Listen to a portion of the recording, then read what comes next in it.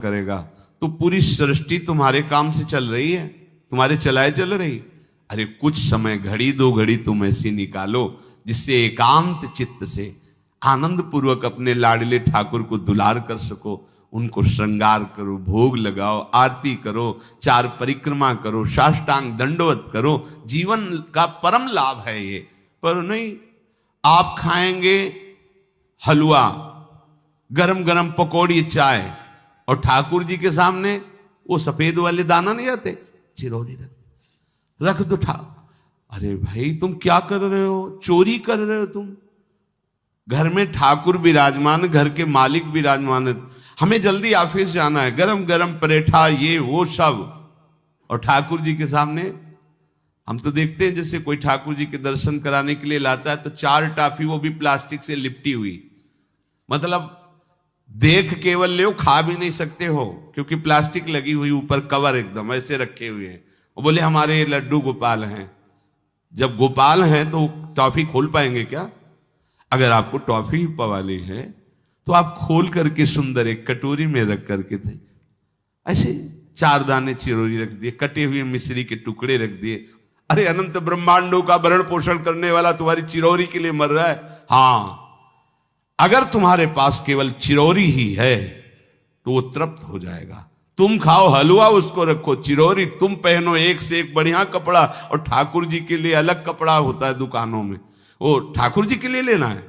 पूजा, सत्यनारायण की पूजा की सामग्री गांव में जो परचून की दुकानें होती हैं कस्बों में, उनमें अलग होती है। बोले सुपारी देना, तो बोले पूजा के लिए, बोले हाँ, वो सड़ी सुपारी का अलग बैंक होता है, वो पूजा के लिए जाएगा। प्रभु के लिए तुम ऐसे चिरौरी रख देते हो। वो नारियल भी जिसमें पाली लो, देखो ना कथा, सत्यनारायण की कथा करनी, हमें नारियल दे दो। वो सूखा नारियल जो किसी काम में ले जाएगा वो सत्यनारायण के पास जाएगा। वो कपड़ा टून का ना पहन सकते हैं, ना ओढ़ सकते हैं, ना बिछा सकते हैं, ना पोछा लगा सकते हैं, वो ठाकुर जी के लिए बलिहारी है श्रद्धा। तो भी ठाकुर जी भी ऐसी व्यवस्था करते हैं, ना पहनने लायक ना ओढ़ने लायक, ऐसा तुम्हें नया जीवन देंगे, जरूरत ही नहीं पड़ेगी कपड़े की, घूमो वैसे ही। हाँ, जरूरत ही नहीं पड़ेगी, अन्य योनिया नहीं, कोई जरूरत नहीं है, घूमो।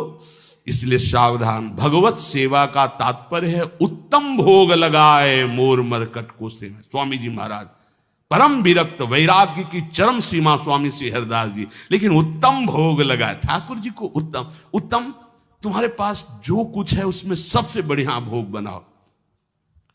धन्ना जी के पास बाजरा की रोटी भी पूरी नहीं थी कि भरपेट पाले, तो 1 रोटी रोज ठाकुर को रखते थे। आधी ठाकुर जी पाते थे, आधी आप पाते थे। सुदामा जी के पास कौन सा माखन मिश्री था? वो तंदुल जो पछोरने से बाहर निकलते हैं, किसी काम में नहीं, वो लेके गए थे। ठाकुर जी पाते हो कहते आज मैं तृप्त हो गया। सबरी जी के पास क्या था? क्या था? जंगली बेर, कहीं कड़ुआ कसेला ना हो, इसलिए चख के मेरे रघुनाथ जी को कहीं कसेला ना लगे। प्रभु वाह वाह करके पा रहे। विदुरानी जी ने कौन सा 56 भोग पवाया? केले के छिलके, भाव दशा में डूबी हुई। देखो हमारे ठाकुर को कुछ नहीं चाहिए, भाव से समझिए। ये बिहारी जी को 4 घंटे बैठने के लिए 10-10 लाख रुपए का फूल बंगला निकला, काम थोड़ी चलाया जाता है। अरे हमारे लाडले सरकार है, अगर 4 घंटे बैठ गए 10 लाख खर्चा हो गया तो क्या? अनंत ब्रह्मांडों का सृजन करने वाला ठाकुर हमारे पास नहीं है, तो ठाकुर जी को आपका भाव चाहिए। और आप तो सो बढ़िया पलंग में, और ठाकुर जी को एक छज्जा में विराजमान किए, छज्जा में ऐसे उतर नहीं सकते, मतलब कूदे तो वैसे ऊंचे, अगरबत्ती दिखा दी चले। आप तो नहीं, अपने लाडले ऐसे प्यार करो, ऐसी जगह सिंहासन रखो कि उतर कर अगर आपके वन विहार करना चाहे तो उतर लेना, ऐसा विराजमान करो आराम से। वो एकदम वो सिर्फ दीवार में ऐसी जगह, या तो बाहर वाले कमरे में, अपने कमरे में तो ठाकुर जी रहेंगे ही नहीं। अरे भाई, अगर घर में ठाकुर जी तो उठते बैठते निकलते, उनके दर्शन हो रहे, चोरी क्या? तुम तो हमारे घर के माई बाप हो, सब देखो, चोरी क्या आपसे? आपको जो अच्छा ना लगे सुधार देना, ऐसे रहना चाहिए। बिल्कुल भगवत प्राप्ति निश्चित है। ये सेवा पद्धति है, बड़े भाव से आप इसको स्वीकार कीजिए। हमारे लाडले बड़े कृपालु हैं। अरे जहर पिला रही है छाती में लगा के तो परम पद दे रहे हो, तुम दूध पिलाओगे तो तुम्हें परम पद नहीं मिलेगा। पूतना जहर लेकर के पिला रही बाल गोविंद को, अभी 6 दिन के ठाकुर हैं, उसे परम पद प्रदान किया, और आप रोज सुंदर सुंदर भोग लगा रहे हो और तुम्हें भगवत प्राप्ति नहीं होगी। ठाकुर जी की आरती उतार रहे हो, बलिहारी जा रहे हो, उनके सामने कीर्तन कर रहे हो, नृत्य कर, विश्वास तो करो ना, तुम्हें भगवत प्राप्ति हो जाएगी। आस्करण जी ने एक चौकीदार पूजा गृह के बाहर बैठाल दिया और कहा कोई भी भीतर आने ना पावे, क्योंकि एक बार भी सेवा में विक्षेप मुझे बर्दाश्त नहीं। तो ठीक 10 घड़ी का इन्होंने भी नियम, जो नियम लो उसका निर्वाह करो। 4 घंटे। दिल्ली का बादशाह किसी कारण से उधर आया हुआ था, उसने कहा मुझे आस्करण जी से तुरंत मिलाया जाए। पहले तो राजा लोग होते थे और बादशाह, अब जैसे मुख्यमंत्री और प्रधानमंत्री, राष्ट्रपति। तो जो मुख्यमंत्री हैं ये राजा हैं प्रदेश के, और वो संपूर्ण राज्यों का बादशाह उसे कहा जाता था। आस्करण जी को शीघ्र हमारे सामने उपस्थित किया जाए। प्रार्थना की कि महाराज असंभव, इस समय आस्करण जी महाराज अपने ठाकुर जी की सेवा में हैं और उनका आदेश है 4 घंटे कोई हमसे बात ना करे। आस्करण जी को सूचना देने के लिए बार बार सेवकों को आदेश किया, पर कोई भी सेवक बादशाह की आज्ञा पर नहीं उतरा। हम अपने राजा से ऐसा नहीं प्रार्थना कर सकते। 4 घंटे। बादशाह को बहुत कष्ट हुआ कि हमारी आज्ञा का उल्लंघन। तुरंत आदेश किया सेनापति को, बुलाओ, देखते हैं कि हमारी आज्ञा का उल्लंघन का परिणाम क्या होता है। सेनापति तुरंत उपस्थित हुआ। इस नगर के सबको दंड दिया जाए और बंदी बनाकर आस्करण को हमारे सामने लाया जाए, क्योंकि बादशाह है। अब अहम तो विराजमान है ही है, कोई परमहंस थोड़ी है कि अहंकार लीन हो गया है। बताया गया कि ठाकुर सेवा में, भगवत आराधना में 4 घंटे उनके पास कोई सूचना नहीं पहुंचाएगा। बादशाह की आज्ञा का उल्लंघन करने के कारण सब सैनिक जितने थे दब रहे थे। महाराज की तो आज्ञा है कि सूचना न दो, पर यहां तो सब गड़बड़ हो रहा है। बादशाह ही नाराज हो गया। बड़ी घबराहट पूरे नगर में फैल गई और पूरे सैनिकों में फैल गई। ये नरवरगढ़ ग्वालियर से दक्षिण में है। आस्करण जी ना शिकार खेलते थे, ना किसी को दंड देते थे, बस केवल भगवत सेवा, नाम जप, नाम कीर्तन, पूरे नगर को सब सुविधा, सबके घर में ठाकुर सेवा, सबके यहां नाम कीर्तन सुनाई देना चाहिए। जिसको जो जरूरत हो राज दरबार से ले जाए। किसी को लग सकता है अगर ऐसे बढ़ता रहेगा तो राज खजाना खत्म हो जाएगा। नहीं, अज्ञान से तुम सोचते हो। एक बार पूज्य पादुड़िया बाबा के यहां 500 लोगों का भोजन बना। अब वहां उत्सव में 5000 से भी अधिक लोग आ गए, तो जो सेवक जन थे, भंडारी थे, भाग के आए, बाबा अब तो बहुत ही हानि हो जाएगी, क्योंकि सब लोग आ गए, 5000 के लगभग लोग हैं और 500 का ही भोजन बना है। बाबा जी ने कहा घबराने की जरूरत नहीं। गए, अपना ऊपर का चला ऐसे डाल दिया जो रसोई बनी हुई थी। बोले इसे खोलना नहीं, बस बांटते जाओ। सब पा चुके, जितना बना था ना। भगवत प्रताप। हरिराम व्यास जी की बेटी का ब्याह, रात्रि में बारातियों के स्वागत के लिए एक से एक सुंदर पकवान बने हुए थे, क्योंकि जिनके चेला मधुकर शाह राजा थे उनके पास कमी क्या, सब सुविधाएं। हरिराम व्यास जी ने सोचा ये संसारी आदमी इतने सुंदर सुंदर पकवान पाएंगे, ये तो ठीक नहीं है। वृंदावन के संत जन लेंगे तो अपने ठाकुर का भोग लगाएंगे, पाएंगे, कीर्तन करेंगे। कोतवाल को बुलाया वृंदावन के और कहा सब वैष्णव जनों को कह दो कि तुरंत आ जाओ और अमनिया ले जाओ। देखो कैसी भावना है, बेटी का ब्याह है। बोले संसारी आदमी बाराती क्यों पाएंगे, अब आप हो तो कह दे अरे इज्जत चली जाएगी। बाबा जी को खवाने से क्या इज्जत है, बारातियों को खवाएंगे तो इज्जत बनेगी। ये किसकी? देहाभिमानियों की। और अपनी इज्जत क्या है? श्यामा श्याम। अगर रसिकों को पवाएंगे तो हमारी इज्जत बन जाएगी, श्यामा श्याम प्रसन्न हो जाएंगे। तो श्यामा श्याम प्रसन्न हो जाएंगे, बराती भूखे रहेंगे, ऐसा कैसे हो सकता है? ऐसा हो ही नहीं सकता है। हरिराम व्यास जी के, अब उनके लिए तो कोई रोक नहीं, उन्हीं की बेटी का तो ब्याह है, जो भंडारे में सब जमा थे, लड्डू गुलाब जामुन ये वो सब भर भर के अमनिया, ले जाओ ले जाओ। अब ब्रजवासी संत जन सबको बांट दिया, पर जितना भंडारा था उतना ही बना रहा। कर तुम अकर तुम अन्यथा कर तुम सर्व समर्था सा ईश्वरा।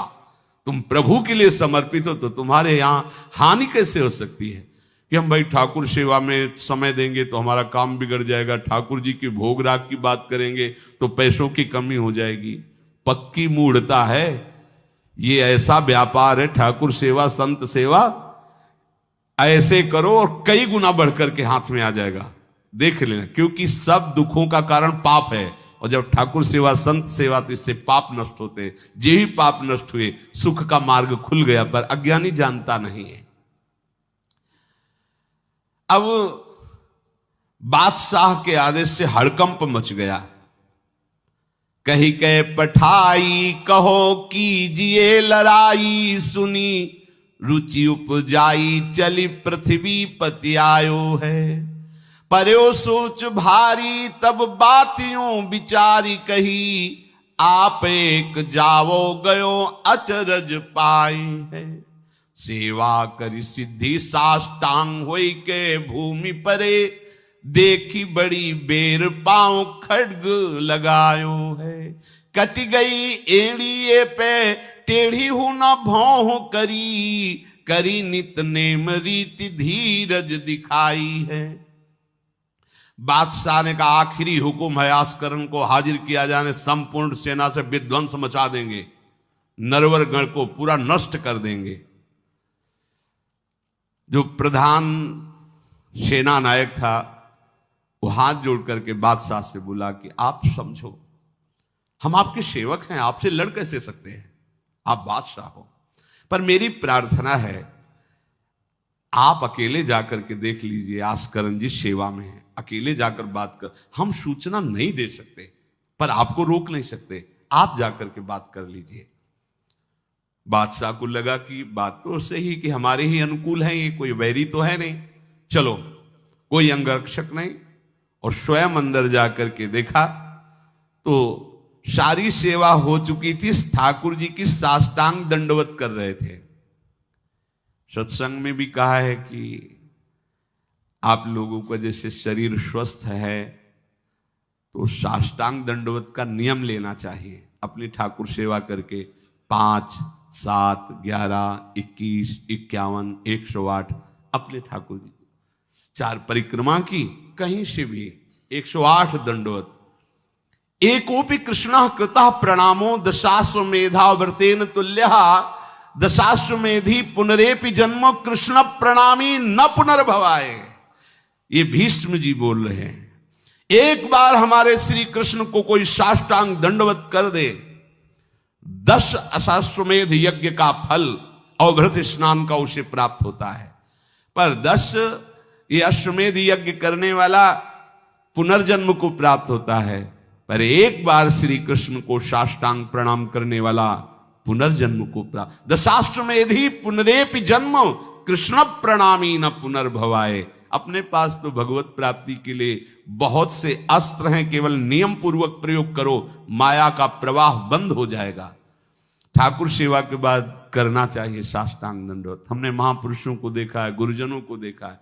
अब शरीर उस लायक नहीं तो भाव से कर लीजिए, अगर शरीर स्वस्थ है और आप करने लायक हैं तो जरूर, जैसे माताएं बहनें सखियां हैं तो पंचांग, एक पंचांग दंडवत की खड़े हो गए, हाथ जोड़ा, मंत्र अंदर स्मरण किया, फिर पंचांग 5, 7, 11, 21, 51 ऐसा करना चाहिए। आस्करण जी भगवत सेवा करके साष्टांग दंडवत कर रहे थे नियम पूर्वक। अब ये तो पता चल गया कि कोई आया है, पर ना नजर दी, ना बात की, ना रुके, उठे साष्टांग दंडवत, फिर उठे, फिर साष्टांग दंडवत। बादशाह खड़ा देखता रहा, ये तो ना हमारी तरफ देख रहे हैं ना बोल रहे हैं, बहुत देर हो गई, चुपचाप। पद का अभिमान होता है। अब वो बादशाह ठहरा, खींची तलवार, म्यान से निकाली और जो साष्टांग हुए तो मारा ऐसे, तो एड़ी उड़ गई, कट गई एड़ी आस्करन जी की। लेकिन आस्करन जी ने ना दंडवत रोकी, ना मुड़ करके देखा, खून की धार बह रही। निष्ठा देखिए, यह है अनन्य भक्ति की निष्ठा। नहीं कहा कि अब रुक गए, कुछ नहीं, वैसे ही खड़े हुए, फिर साष्टांग दंडवत, फिर खड़े हुए, खून से लथपथ हो रहे। कोई कष्ट का अनुभव नहीं दिखा रहे कि आओ कहे या पीछे मुड़ करके देखे। अब तो धैर्य छूट गया बादशाह की, ये मेरे से तो अपराध बन गया, ये कोई नाटक नहीं कर रहे, ये तो सच्ची में महान भागवत है।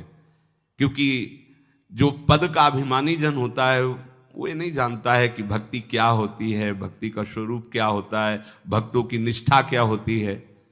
उनको तो लगता है कि मैं अमुक पदाधिकारी हूं, मैं इतना, तो ये बाबा जी लोग भीख मांगने वाले, इनके आगे क्या जमीन में बैठे, हमारे लिए कुर्सी की व्यवस्था नहीं होगी क्या?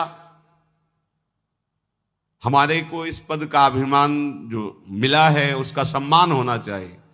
तो वो जिस पद में है, इस सृष्टि में कोई वो पद नहीं है, वो हरिदास पद में है, हरि पार्षद। तुम तो मायाकृत सृष्टि के किसी पद पे होगे, वो मायापति के निजी पार्षद हैं। तुम्हें दिखाई देता है भिखारी है, तुम्हें दिखाई देता है भिक्षुक है, नहीं नहीं, वो इतने बड़े बादशाह के ऐसा बादशाह पैदा ही नहीं हुआ है? चाह मिटी चिंता मिटी, मनुआ बेपरवाह, और जिनको कछु न चाहिए वो साहन के साह। नरपति सुरपति लोकपति, जिनके भावे घास, जिनके भावे घास, रहे परमानंद में तज सब ही की आस। गर्दन उतार दोगे, अगर हरि का विधान होगा तो शरीर ही नष्ट होगा, नहीं तो हमें छू भी नहीं सकते, हमारे स्वरूप को नहीं छू सकते। भक्त अपनी निष्ठा पे होता है। एक बार भी आस्करन जी ने मुड़ करके नहीं देखा बादशाह की तरफ। अब तो धैर्य छूट गया बादशाह की, गलती हो गई हमसे। ऐसा ही होता है। नवलदास जी को वृंदावन से हरिवंश महाप्रभु के शिष्य थे, तो बादशाह तुर्की था, उसके मन में वैश्य कुल के प्रति बड़ी ईर्ष्या पैदा हुई थी। तो उसने कहा भारत में वैश्य कुल नहीं रह जाना चाहिए, नष्ट कर दो। आतंक स्वरूप उनका काटना मारना, लाखों वैश्यों का कत्ल कर दिया।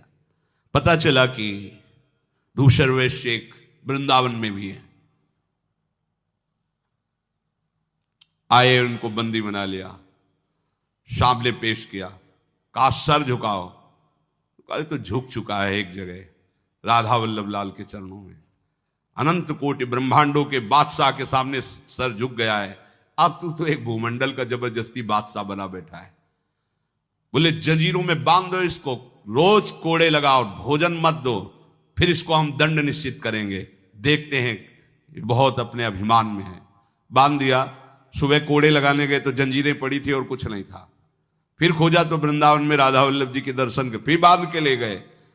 अरे बोले तेरी जंजीरें क्या मुझे रोक सकती है? जब माया की जंजीरें नहीं रोक पाई तो तेरी जंजीरें क्या रोकी? तू लाख बार बंधवा, मुझे नहीं रोक सकता है। आखिरकार चरणों में झुका, उनका बंद करवा ये नरसंहार।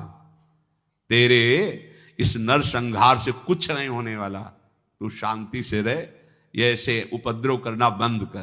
तो ये जो पदाभिमानी जन है, एक अभिमान में न जाने कैसे कैसे बड़े अपराध हो जाते हैं, भक्तों को नहीं जानते हैं। उठी चिक डारी तब पाछे सो निहारी, कियो मुजरा विचारी बादशाह तिरिझे हैं। हित की सच्चाई यह ने कुना कचाई होत, चर्चा चलाई भाव सुन सुन भींजे हैं। बीते दिन को नृप भक्त सो समायो, पृथ्वीपति दुख पायो सुनि भोग हरि छीजे हैं। करे विप्र सेवा तिने गांव लिख न्यारे दिए, वाके प्राण न्यार लाड़ करो कही धीजे हैं। पूरी दंडवत की, ठाकुर जी को प्रार्थना की, चिक डाल दी जो मध्याह्न विश्राम की, फिर पीछे मुड़े। तब तक खून बह रहा है। पीछे मुड़कर देखा, बादशाह जोहार की, बिल्कुल गुस्सा नहीं। राजा को इनकी ये धैर्य शैली देखकर कि अपने इष्ट के प्रति निष्ठा और मेरे अपराध का कोई भी इनके ऊपर प्रभाव नहीं, रीझ गया, बहुत प्रसन्न हुआ और कहा, आज मेरे नेत्र सफल हुए कि मैंने ऐसा निष्ठावान भक्त देखा। ना तो तुम्हारी भ्रकुटी में थोड़ा भी रोष है और ना तुम्हें पीड़ा है और ना कोई थकावट है। हम आपसे वार्ता करना चाहते हैं, क्या है आप में ऐसी सामर्थ्य कहां से आई कि आपने अपनी निष्ठा छोड़ी और तलवार से एड़ी काट दी। एड़ी, अरे ऐसे काट, जरा सा कुछ लग जाए तो देखो कैसा लगता है। एड़ी कट गई, खून निकल गई, दंडवती बंद नहीं हुई। जब वो बैठ करके भगवत भक्ति की बात की, बादशाह के आंसू आ गए। संत का यही प्रभाव होता है। देखो राजा हैं पर संत हैं। विभीषण जी से भगवान कहते, तुम सारीखे संत प्रिय मोरे, धरो देह नहीं आन। ये नहीं भूल होनी चाहिए कि अरे ये तो बड़े अच्छे कपड़े पहने, ऐसे ऐसे, ये क्या भक्ति करते हो। भक्ति का मतलब केवल इतना ही नहीं है कि भिक्षुक वेश हो। भक्ति किसी से भी हो सकती है, कोई भी हो सकता है, कहीं भी हो सकता है, क्योंकि सब भगवान के बंदे, सब भगवान को दुलार कर सकते हैं। अपनी कीमती रुमाल तत्काल पट्टी बांधी अपने हाथ से आस्करन जी के चरणों में। स्वयं बादशाह ने घुटने टेक कर तुरंत और कहा कि आज मैं निहाल हो गया।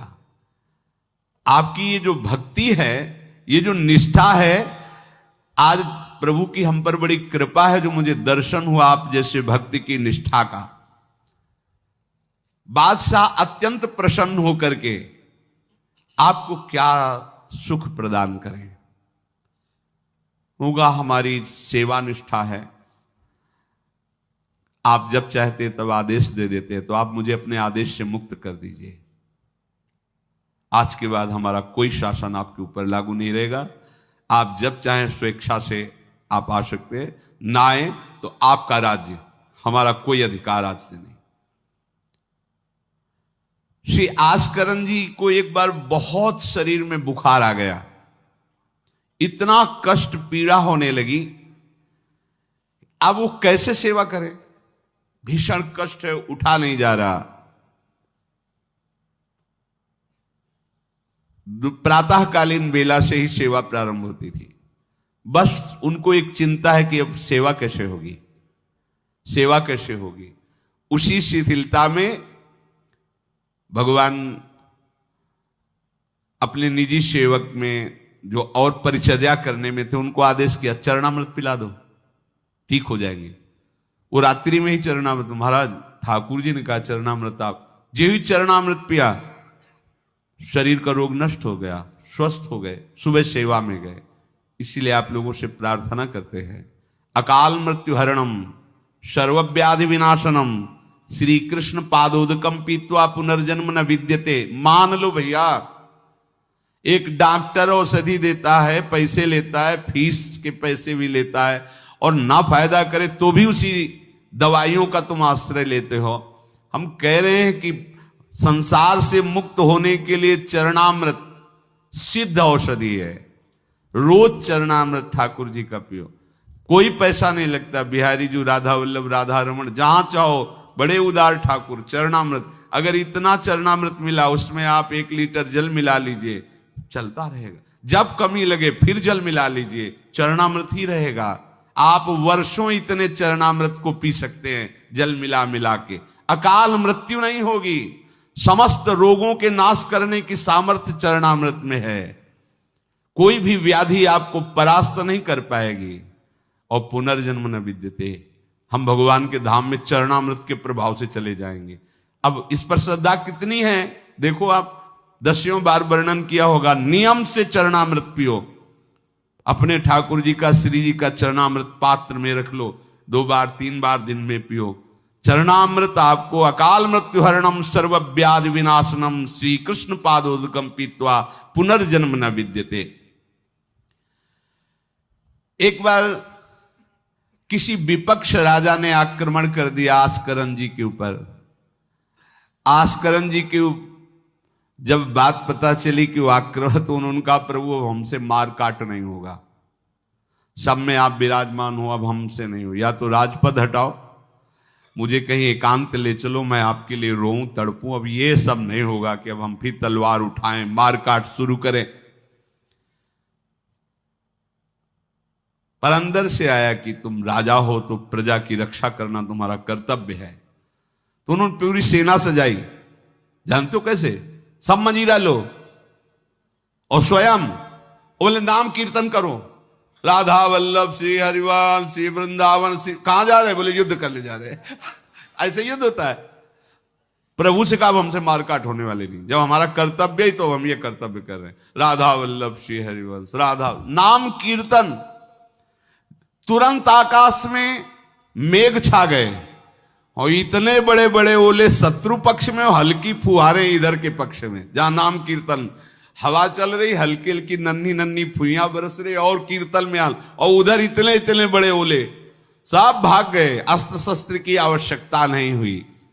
शत्रु पक्ष जब भागा और उधर का राजा के चरणों में गिरा कि मुझे माफी दे दो, मुझे पता नहीं था आप इस कोटि के महाभागवत हैं। यह है अनन्य भक्ति। यदि हम अपने प्रभु की सेवा, प्रभु का नाम जब, प्रभु के गुणों का गायन करते हैं, तो किसी की भी ताकत नहीं कि हमें परास्त कर सके। और आप भूल जाइए ये बात कि आपके ही किए सब कुछ होता है। आप देहाभिमान में भटक रहे, आपके किए ले, हम कह रहे मान लो, मान लो, केवल प्रभु की करुणा एक दृष्टि से अनंत ब्रह्मांड का सृजन हो गया। एक दृष्टि से अनंत ब्रह्मांडों का सृजन। भैया तुम्हारा परिवार क्यों दुखी रहेगा? तुम्हें क्यों भूखा रखेंगे प्रभु? पशु पक्षियों को देते हैं, हर जीव जंतु को देते हैं। तुम तो भगवान के भक्त हो, तुम्हारे को कैसे वो नहीं देंगे? विश्वास करो, जो तुम्हें कार्य मिला है धर्म पूर्वक करो, नाम जप करो, प्रभु की सेवा करो, गंदे आचरण, गंदे नशा, गंदी बातें, ये सब छोड़ दो, क्योंकि यही तुम्हारी दुर्गति, अशांति का कारण बनेगी। पैसा बढ़ा है, मदिरा पान करना, व्यभिचार करना, उसे सुख समझ रहे हैं। पैसा है, पद है, समझ रहे हैं कि हम जीवन का लाभ ले रहे हैं। अरे ये लाभ तो सुअर कुत्ता भी ले रहे भैया। निद्रा भय आहार मैथुन हर जीव भोग रहा है। तुम मनुष्य जन्म ले करके बड़े बुद्धिमान होकर उसी भोग रहे हो, तो कौन सी बात? तिनते खर सूकर स्वान भले, गोस्वामी तुलसीदास जी। सुअर कुत्ता गदहा उससे अच्छे। क्यों? क्योंकि अपने कर्म भोग कर ऊपर की तरफ उठ रहे हैं, उनके पाप नष्ट हो रहे हैं। वो